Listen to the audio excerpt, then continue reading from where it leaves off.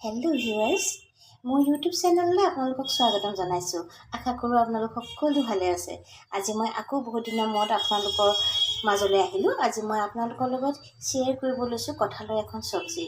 এই ধৰণে মই কোমলীয়া কঁঠাল বজাৰত পালোঁ কাৰণে ল'লোঁ আৰু ভাবিলোঁ যে আজি মই কঁঠালৰ চব্জিখন আপোনালোকৰ লগত শ্বেয়াৰ কৰোঁ বুলি।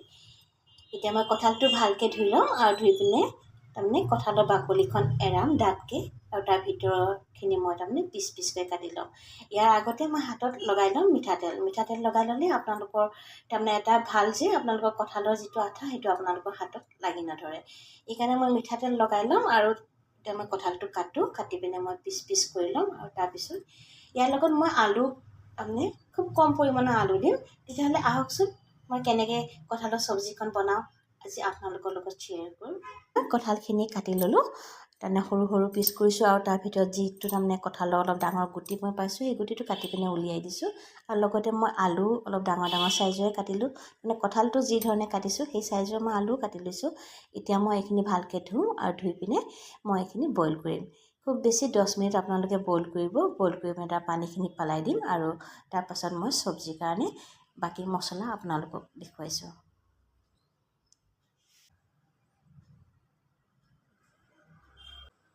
এয়া মই এতিয়া গেছত পাতি দিছোঁ পাত্ৰটো আৰু তাত মই পানী দি পিনে 10 মিনিট এইখিনি এতিয়া মই বইল কৰিম আৰু লগতে দি দিছোঁ অলপ নিমখ। এতিয়া মোৰ বইল কৰা কামটো হৈ গ'ল। 10 মিনিট মই বইল কৰিলোঁ কঁঠালখিনি আৰু এতিয়া মই আপোনালোকৰ তাত মই কি মছলা এড কৰিম তাকে আপোনালোকক দেখুৱাই দিওঁ। পিঁয়াজ অলপ মই সৰহকৈ দিছোঁ, লগতে দিছোঁ তেজপাত কেইখিলামান আৰু এয়া হৈছে হালধি, এয়া হৈছে মিট মছলা, জলকীয়া দিছোঁ, তাৰপিছত এয়া আদা নহৰু পেষ্ট দিছোঁ আৰু দিছোঁ জালুকৰ গুড়ি। জালুকৰ গুড়ি দিলে আপোনালোকৰ কঁঠালৰ চব্জিখন বহুতেই টেষ্টি হয়। এইপিনে দিছোঁ মই কাশ্মীৰী লাল মিৰ্চ আৰু অলপ জ্বলা হ'বলৈ কাৰণে যিটো স্পাইচি তাৰমানে জলকীয়া গুড়ি সেই জলকীয়া গুড়িও মই ইয়াত এড কৰিছোঁ। লগতে এইপিনে দিছোঁ এয়া নিমখ। এইখিনি মছলা মই ইয়াত আজি এড কৰিম চব্জিখনত। আচলতে চব্জিখন মই এনেধৰণে বনাওঁ যেনেকৈ আমি মাংস বনালে আমি বহুত ধৰণৰ তাত তাৰমানে মছলা এড কৰোঁ নহয় জানো, তেতিয়া আমাৰ মাংসখন টেষ্টি হয়। ঠিক তেনেকৈ তাৰমানে মই কঁঠালৰ চব্জিখনো তাৰমানে তেনেকৈ অলপ মছলা দিওঁ তাৰমানে। আৰু এতিয়া মই কেৰাহীখন এইপিনে পাতি দিছোঁ আৰু তাত মই এতিয়া মাষ্টাৰ অইল গৰম হ'বলৈ দিম। কেৰাহীখনত মাষ্টাৰ অইল দি দিলোঁ আৰু মাষ্টাৰ অইলখিনি যেতিয়া গৰম হৈ গ'ল মই ইয়াত এড কৰি দিম পিঁয়াজখিনি।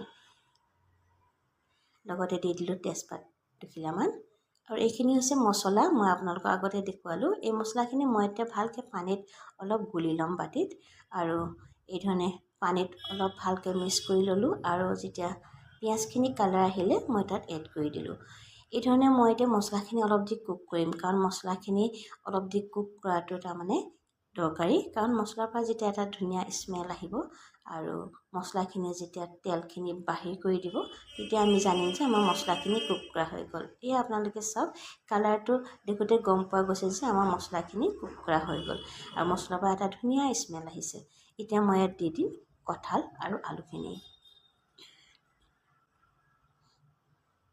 কঁঠাল আৰু আলুখিনি মই ইয়াত এড কৰি দিলোঁ। এতিয়া মই অলপ দি ভালকৈ এই ধৰণে তাৰমানে মিলাই দিছোঁ যাতে কঁঠালৰ গাত যাতে মছলাখিনি লাগি যায়।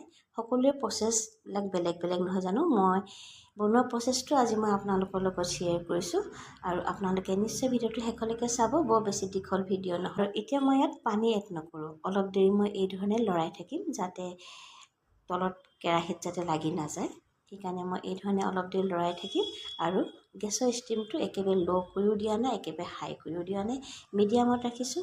আৰু এই ধৰণে অলপ কুক কৰিলে কি হয় আপোনালোকৰ মছলাখিনি তাৰমানে আলু আৰু কঁঠালৰ ভিতৰত তাৰ মছলাখিনি সোমাই যাব লাহে লাহে আৰু আমাক চব্জিখন খাবলৈ বহুতেই টেষ্টি হ'ব।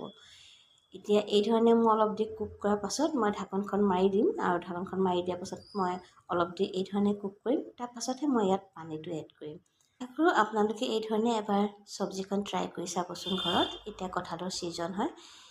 এই ধৰণে মই যেতিয়া কুক কৰিলোঁ আপোনালোকে দেখিছে কঁঠালৰ পৰাও অলপ পানী ওলালে, কাৰণ আমাৰ চব্জিখন একেবাৰে ড্ৰাই হৈ থকা নাই আৰু এতিয়াতো সিজিবলৈ আৰু বহুত বাকী আছে। গতিকে মই ইয়াত এতিয়া এড কৰি দিম অলপ পানী।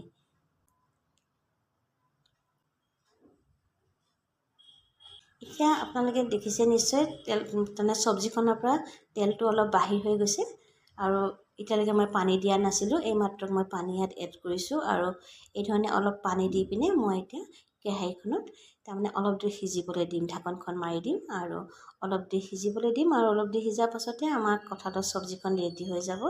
আপোনালোকে নিশ্চয় এইদৰে এবাৰ ট্ৰাই কৰি চাব বুলি আশা কৰিলোঁ। আৰু আমাৰ চব্জিখন যেতিয়া ৰেডি হৈ গ'ল, মই এই ধৰণে এটা বাউলত উলিয়াই আনিছোঁ।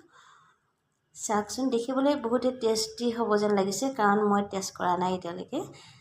আজি এই ধৰণে এটা সৰু ভিডিঅ' আপোনালোকৰ লগত শ্বেয়াৰ কৰিলোঁ। যদি আপোনালোকে মোৰ ভিডিঅ'টো চাই ভাল পাইছে, তেতিয়াহ'লে নিশ্চয় এটা লাইক কৰিব আৰু ছাবস্ক্ৰাইব কৰিবলৈ পাহৰি নাযাব।